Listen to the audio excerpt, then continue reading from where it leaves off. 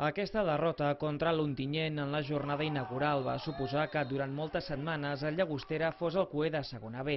La pilota no entrava ni volent i les coses sortien totes al revés. Ara, tot el contrari, aquest gol de Tarradellas al Camp Nou de Reus ha situat el Llagostera en zona de play-off d'ascens a segona divisió. Un somni, quelcom històric o vagin a saber què.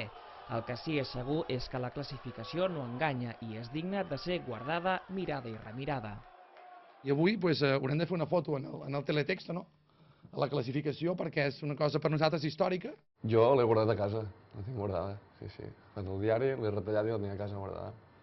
Veure Llagostera a zones de play-off, la veritat, és maco de veure. Tan maco com ara per ara, cert, i és que ningú li pot treure mèrits a un equip que està fent somiar tot un poble. I per entendre-ho millor hem de ser conscients que aquest Llagostera jugava fa 8 anys a segona regional.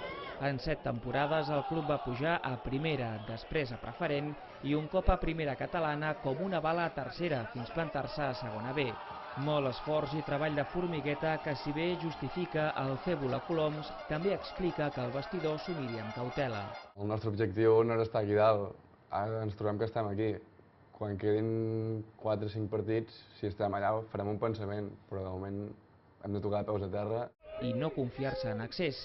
Però és que el que està passant amb el Llagostera és per gaudir-ho i deixar-se estar d'estadístiques i probabilitats.